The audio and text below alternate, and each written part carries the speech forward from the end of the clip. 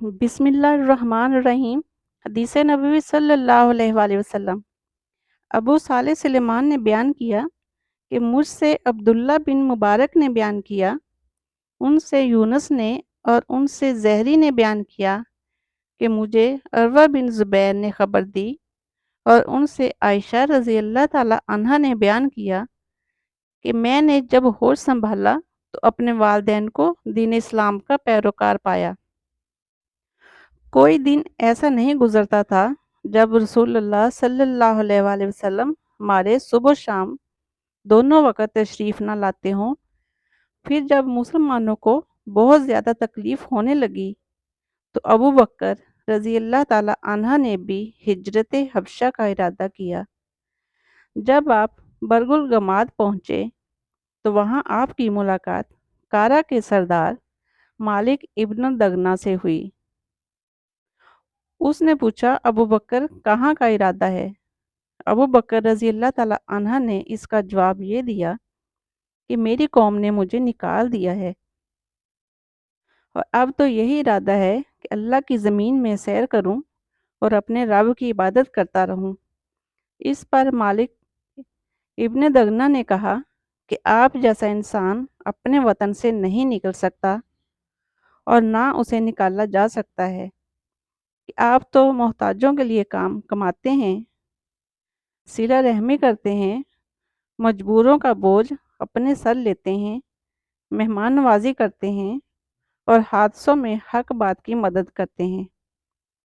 آپ کو میں امان دیتا ہوں، آپ چلیے اور اپنے ہی شہر میں اپنے رب کی عبادت کیجیے۔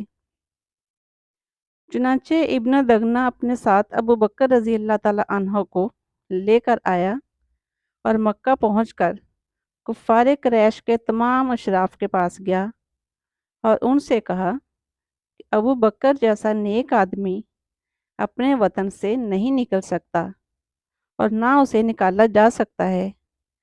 کیا تم ایسے شخص کو بھی نکال دو گے جو محتاجوں کے لیے کماتا ہے اور صلہ رحمی کرتا ہے اور جو مجبوروں اور کمزوروں کا بوجھ اپنے سر پر لیتا ہے اور جو مہمان نوازی کرتا ہے اور جو حادثوں میں حق بات کی مدد کرتا ہے؟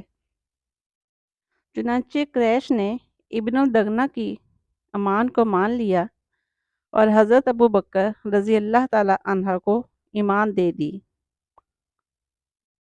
پھر ابن الدغنہ سے کہا کہ ابو بکر کو اس کی تاکید کر دینا کہ اپنے رب کی عبادت اپنے گھر ہی میں کر لیا کریں، وہاں جس طرح چاہیں نماز پڑھیں اور قرآن کی تلاوت کریں، لیکن ہمیں ان چیزوں کی وجہ سے کوئی ایذا نہ دیں اور نہ اس کا اظہار کریں، کیونکہ ہمیں اس کا ڈر ہے کہ کہیں ہمارے بچے اور ہماری عورتیں فتنہ میں نہ پڑ جائیں۔ ابن الدغنہ نے یہ باتیں جب حضرت ابو بکر رضی اللہ تعالی عنہ کو سنائیں تو آپ اپنے رب کی عبادت گھر کے اندر ہی کرنے لگے، نہ نماز میں کسی قسم کا اظہار کرتے اور نہ اپنے گھر کے سوا کسی دوسری جگہ تلاوت کرتے۔ پھر حضرت ابو بکر رضی اللہ تعالی عنہ نے کچھ دنوں بعد ایسا کیا کہ آپ نے اپنے گھر کے سامنے نماز کے لیے ایک جگہ بنا لی۔ اب آپ ظاہر ہو کر وہاں نماز پڑھنے لگے اور اسی پر تلاوت قرآن کرنے لگے۔ بس پھر کیا تھا، مشرکین کے بچوں اور ان کی عورتوں کا مجمع لگنے لگا، سب حیرت اور تعجب کی نگاہوں سے انہیں دیکھتے۔ ابو بکر رضی اللہ تعالی عنہ بڑے ہی رونے والے تھے۔ جب قرآن پڑھنے لگتے تو آنسوؤں پر قابو نہ رہتا۔ اس صورتحال سے اکابر مشرکین قریش گھبرائے اور سب نے ابن الدغنہ کو بلا بھیجا۔ ابن دغنہ ان کے پاس آیا تو ان سب نے کہا کہ ہم نے تو ابو بکر کو اس لیے امان دی تھی کہ وہ اپنے رب کی عبادت گھر کے اندر ہی کریں گے، لیکن وہ تو زیادتی پر اتر آئے ہیں اور گھر کے سامنے نماز پڑھنے کی ایک جگہ بنا لی ہے۔ نماز بھی سب کے سامنے ہی پڑھنے لگے ہیں اور تلاوت بھی سب کے سامنے کرنے لگے ہیں۔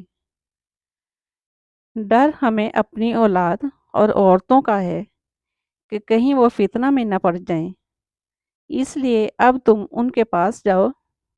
اگر وہ اس پر تیار ہو جائیں کہ اپنے رب کی عبادت صرف اپنے گھر کے اندر ہی کریں گے، پھر تو کوئی بات نہیں، لیکن اگر انہیں اس سے انکار ہو تو تم ان سے کہو کہ وہ تمہاری امان تمہیں واپس کر دیں،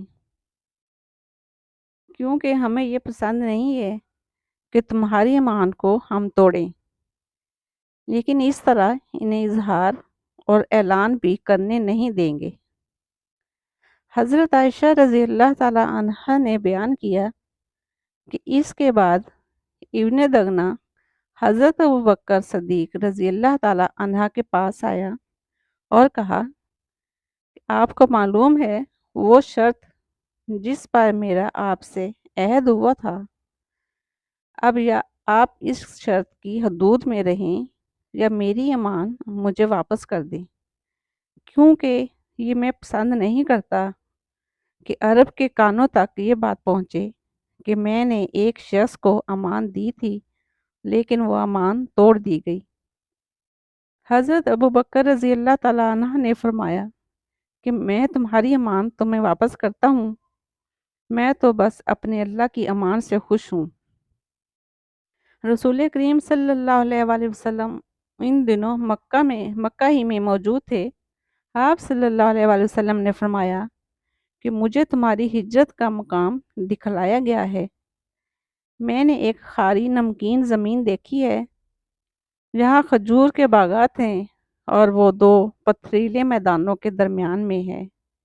جب رسول اللہ صلی اللہ علیہ وآلہ وسلم نے اس کا اظہار فرما دیا تو جن مسلمانوں نے ہجرت کرنی چاہی وہ پہلے ہی مدینہ ہجرت کر کے چلے گئے، بلکہ بعض وہ صحابہ بھی جو حبشہ ہجرت کر کے چلے گئے تھے وہ بھی مدینہ آ گئے۔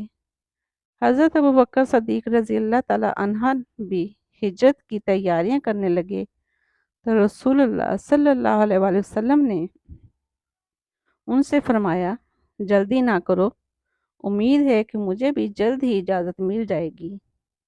حضرت ابوبکر رضی اللہ تعالیٰ عنہ نے پوچھا میرے ماں باپ آپ پر فدا ہوں کہ آپ کو اس کی امید ہے؟